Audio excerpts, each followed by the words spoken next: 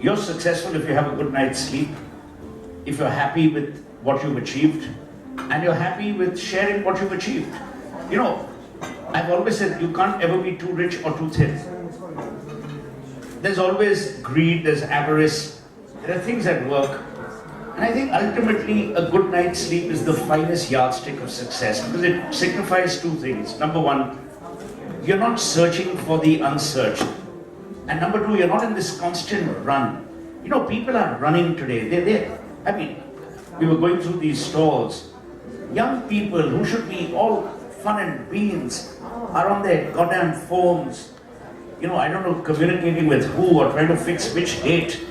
But their lives will go past with Google. You know, they won't even see a tree or a park.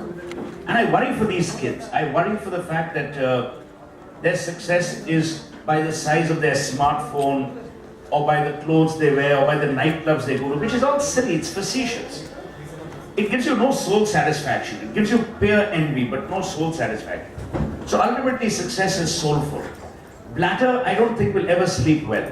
That's if he's not arrested pretty soon. And Srinivasan of BCCI should have been in jail. Half our parliamentarians should be in prison, but they're in parliament. That's the sad part. So I don't look upon Rahul Gandhi as successful. I look upon him as a product of a DNA gone wrong. For the same reason, I castigate Indian industry, including people in the media who suck up to politicians, and then when politicians turn their tables on them, they don't know where to scurry for cover. So, you know, I'm a great believer that ultimately it's about how you feel. It's not about how others feel about you. Because, you know, frankly, I don't give a damn.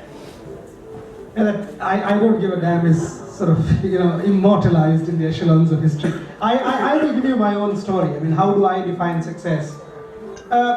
Is it about the deeds that you've done? Is it about the achievements that, you know, what is it? I'll give you one Sachin Tendulkar story, which is very close to my heart. Sachin once went to this disability school in Chennai, okay?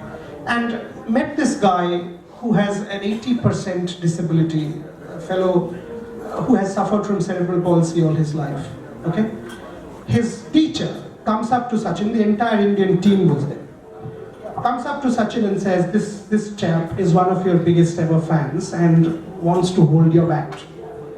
Sachin just got emotional and said, okay, I will give you my bat as a present, and if anybody knows Sachin, you will know he doesn't give his bats to anyone.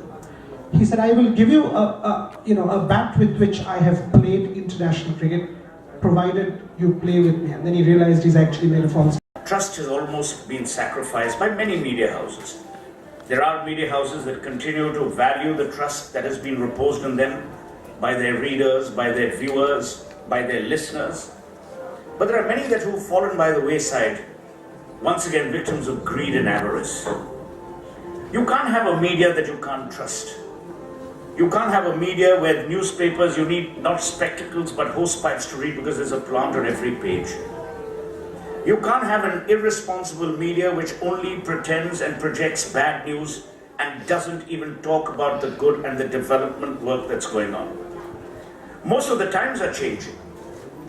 Young people today don't want to read newspapers. They don't want to read edit pages. If I asked one of you today, what did you read in this morning's edit page of the Telegraph? I can take a bet many of you wouldn't have read those pages. Because we're all in a hurry. And I don't know what hurry we're in. But I've never figured out which is this mountain that people are desperate to climb, or which is this last blue mountain that must be theirs before they die. That in the rush for achievement, they're actually achieving nothing. I don't see young people read as much as we used to. And I'm not being preachy here. There are young people who read continuously, who read a lot more than we do, but the general trend is on the wane.